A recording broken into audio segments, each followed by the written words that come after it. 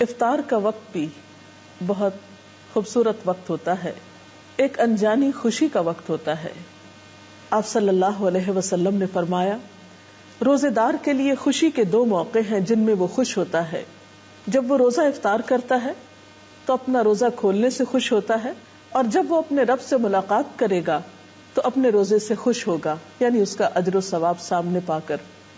غروب آفتاب روزہ افطار کرنے کی شرط ہے، اس سے پہلے روزہ افطار نہیں کیا جا سکتا. یہ بھی یاد رہے کہ روزہ افطار کرنے میں جلدی کرنا مسنون ہے، گویا سورج کے غروب ہونے کے فوراً بعد روزہ کھول لینا چاہیے. حضرت انس رضی اللہ تعالی عنہ فرماتے ہیں کہ آپ صلی اللہ علیہ وسلم افطار کیے بغیر مغرب کی نماز نہیں پڑھتے تھے، چاہے ایک گھونٹ پانی سے افطار کرتے. گویا اس سے یہ بھی پتہ چلتا ہے کہ افطار کا وقت مغرب کی نماز سے پہلے کا ہے، یعنی نماز نہیں پڑھنی چاہیے جب تک کہ افطاری نہ کر لی جائے. حضرت سہل بن سعد سے روایت ہے کہ رسول اللہ صلی اللہ علیہ وسلم نے فرمایا، لوگ برابر بھلائی پر رہیں گے جب تک کہ روزہ کھولنے میں جلدی کریں گے.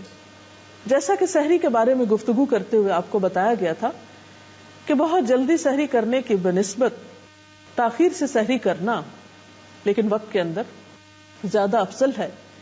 اسی طرح افطار میں بھی بہت تاخیر نہیں کرنی چاہیے کہ مثلا رات کا جب بہت اندھیرا ہو جائے، عشاء کی نماز کا وقت ہو جائے تو ایک شخص سمجھے کہ اب افطار کرنا زیادہ ثواب کا باعث ہے کیونکہ میں نے سب لوگوں سے 1-1.5 گھنٹہ زیادہ لمبا روزہ رکھا ہے اور دیر سے کھایا پیا ہے، تو ایسا کرنا کچھ ثواب کا باعث نہ ہوگا بلکہ الٹا سنت رسول صلی اللہ علیہ وسلم کی مخالفت ہوگی. تو آپ نے فرمایا کہ لوگ بھلائی پر رہیں گے جب تک کہ افطار میں جلدی کریں گے، گویا اعتدال میں رہیں گے. تو اس سے یہ پتہ چلتا ہے کہ ہمارا دین ہمیں ہر معاملے میں اعتدال کا سبق دیتا ہے. انتہا پسندی ہمارے دین کا حصہ نہیں ہے. ایک اور حدیث کے مطابق وہ لوگ اللہ کے محبوب بندے ہوتے ہیں جو افطار کرنے میں جلدی کرتے ہیں، کہ اللہ تعالیٰ فرماتے ہیں، مجھے میرے بندوں میں سب سے زیادہ محبوب وہ ہیں جو ان میں سے افطار میں جلدی کرنے والے ہیں. گویا اللہ تعالیٰ کی اطاعت کرنے میں دیر نہ کرنا، جب حکم آ جائے تو پھر پس و پیش نہ کرنا اللہ تعالیٰ کو پسند ہے. پھر اسی طرح ہم دیکھتے ہیں حضرت انس رضی اللہ تعالیٰ عنہ سے روایت ہے، اور آپ جانتے ہیں کہ حضرت انس رضی اللہ تعالیٰ عنہ حضور اکرم صلی اللہ علیہ وسلم کی خدمت میں 10 سال تک رہے. وہ کہتے ہیں کہ آپ صلی اللہ علیہ وسلم نماز مغرب سے پہلے تازہ کھجوروں سے روزہ افطار فرماتے. اگر تازہ کھجوریں نہ ہوتی تو خشک کھجوروں سے افطار فرماتے، اگر خشک کھجوریں نہ ہوتی تو چند گھونٹ پانی سے ہی افطار فرما لیتے. تو اس سے پتہ چلتا ہے کہ دوسری چیزوں کے نسبت کھجور سے روزہ افطار کرنا آپ کو زیادہ پسند تھا. گویا آپ کی سنت اور آپ کی پسندیدہ چیز کھجور سے روزہ افطار کرنا ہے، اور کھجوروں میں بھی تازہ کھجور. لیکن ضروری نہیں کہ ہر شخص کے پاس کھجوریں ہوں، اور یہ بھی ضروری نہیں کہ تازہ کھجوریں ہوں.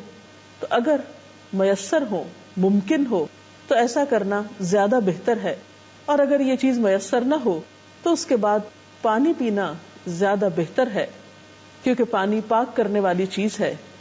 افطاری کے سلسلے میں ایک اور بات کا ہم سب کو خیال رکھنا چاہیے کہ یہ وقت بھی دعاؤں کی قبولیت کا وقت ہے. جیسے سحری کے سلسلے میں آپ کو بتایا گیا تھا کہ وہ وقت ذکر الہی کا وقت ہے، دعاؤں کی قبولیت کا وقت ہے، اسی طرح افطار کا وقت بھی دعاؤں کی قبولیت کا وقت ہے. اور عام طور پر دیکھا گیا ہے کہ افطاری کی تیاری میں اتنا وقت لگ جاتا ہے کہ دعا کرنا بھی بھول جاتے ہیں، اور آخری وقت تک کچھ نہ کچھ پکایا جاتا رہتا ہے یا لگایا جاتا ہے، اور اسی میں سارا وقت گزر جاتا ہے. اس سلسلے میں بات یہ کہ ایک تو اوور ایٹنگ روزے کے سارے مقصد کو ختم کر دیتی ہے. پھر بعض اوقات طبیعت میں اتنی گرانی ہوتی کہ اس کے بعد نماز جو ہے وہ ایک بہت بوجھل اور مشکل کام محسوس ہوتا ہے. پھر اسی طرح اسراف بھی ہوتا ہے. تو اس میں بھی اعتدال کی ضرورت ہے.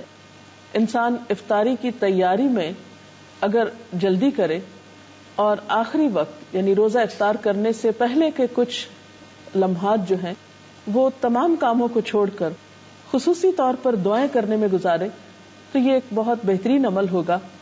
ہم میں سے ہر شخص محتاج ہے، ہر شخص کسی نہ کسی مشکل کا شکار ہے. ہم بعض اوقات دوسروں سے کہتے ہیں کہ آپ ہمارے لیے دعا کریں، وہ بھی ایک اچھی بات ہے، کروا سکتے ہیں دوسروں سے دعا، لیکن جب ہمارے اپنے پاس ایک وقت ہوتا ہے دعا کرنے کا، ہمیں اللہ تعالیٰ خود موقع دے رہے ہیں، اور انسان خود اپنے لیے جیسی دعا کر سکتا ہے سنجیدگی کے ساتھ، اخلاص کے ساتھ، آہوزاری کے ساتھ، وہ کوئی دوسرا کیسے کر سکتا ہے؟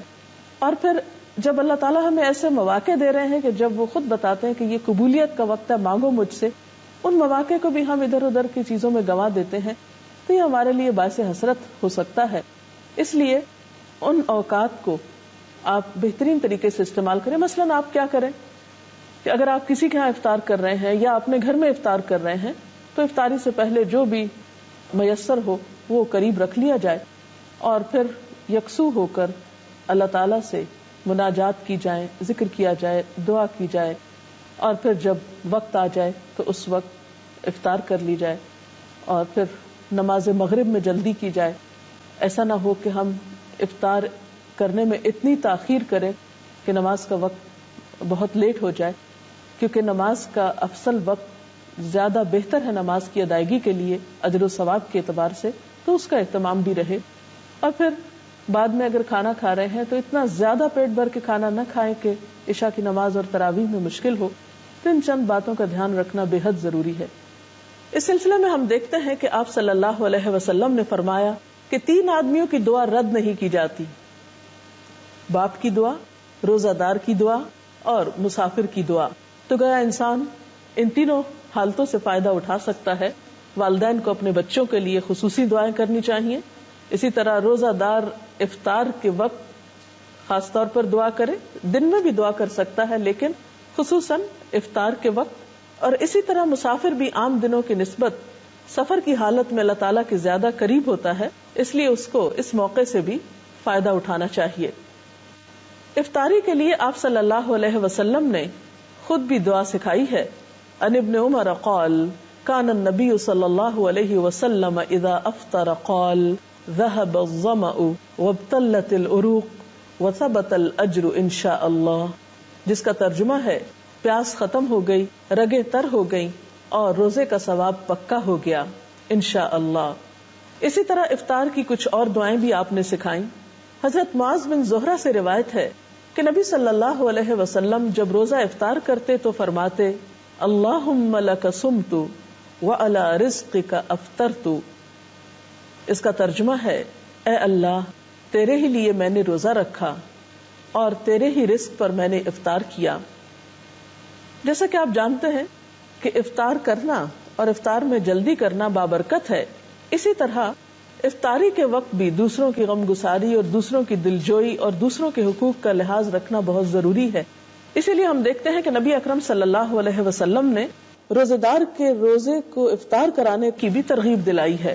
حدیث میں آتا ہے کہ جس نے روزہ دار کو روزہ افطار کرایا اسے بھی اتنا ہی اجر ملے گا جتنا اجر روزہ دار کے لیے ہوگا، اور روزہ دار کے اجر سے کوئی چیز کم نہ کی جائے گی. تو اس سے پتہ چلتا ہے کہ اگر ایک انسان دوسروں کے روزے افطار کرانے کا اہتمام کرتا ہے تو وہ ایک بہت بڑے اجر کو سمیٹتا ہے. اور اس میں بھی پھر بات یہ ہے کہ کس چیز سے کسی کا روزہ افطار کرایا جائے. کیا اس کے لیے ضروری ہے کہ ایک بہت بڑی افطار پارٹی کا ہی اہتمام کیا جائے، یا ایک دیگ ہی پکائی جائے، یا کوئی خاص قسم کا اہتمام ہو؟ نہیں، یہ ثواب ہر وہ شخص پا سکتا ہے کہ جو لسی کا ایک گھونٹ یا ایک کھجور یا پانی کا ایک گھونٹ پلا کر ہی کسی کا روزہ افطار کراتا ہے، اس کو بھی یہ سارا اجر و ثواب حاصل ہوتا ہے. اب آپ دیکھیے کہ روزہ افطار کرانے والے نے تو یہ اجر پا لیا، لیکن جو شخص روزہ افطار کر رہا ہے اسے جواب میں کیا رویہ اختیار کرنا چاہیے؟ اسے بھی ایک ادب اور اخلاق سکھایا گیا کہ وہ افطار کرانے والے کے لیے دعا کرے، اور وہ دعا بھی آپ صلی اللہ علیہ وسلم نے خود سکھا دی. ان انس قال كان رسول الله صلی اللہ علیہ وسلم اذا افطر عند قوم قال افطر عندكم الصائمون واكل طعامكم الابرار وتنزلت عليكم الملائکہ.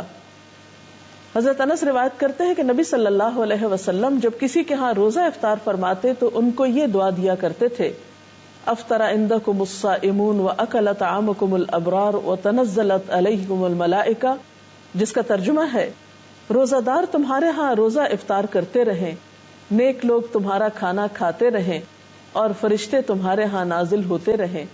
تو گویا اس سے یہ پتا چلتا ہے کہ اس موقع پر دوسرے کا دل خوش کرنا اور اس کے لیے اچھی اچھی دعائیں کرنا ایک بہترین عمل ہے۔ تو آج کی گفتگو کا خلاصہ یہ ہے کہ روزہ مکمل کر کے افطار کرنا چاہیے، افطار میں جلدی کرنی چاہیے، افطار کے لیے افضل چیز کھجور اور پانی ہے، افطاری کے وقت دعائیں کرنی چاہیے اور مسنون دعا یاد کر لینی چاہیے، اگر یاد نہ ہو تو لکھی ہوئی سامنے رکھ کر پڑھ لینی چاہیے۔ اسی طرح دوسروں کا روزہ افطار کرانے کا بھی اہتمام کرنا چاہیے، لیکن اس معاملے میں بھی اعتدال کی ضرورت ہے۔ ایسا نہ ہو کہ اس اہتمام میں پڑھ کر انسان اپنی مغرب کی نماز بھی کھو دے یا تراویح کے لیے ہمت ہار بیٹھے۔ ہمارا دین اعتدال کا دین ہے، اس میں ایک طرف اللہ کے حقوق ہیں اور دوسری طرف بندوں کے ہیں، اور دونوں ہی اپنی جگہ بہت اہم ہیں۔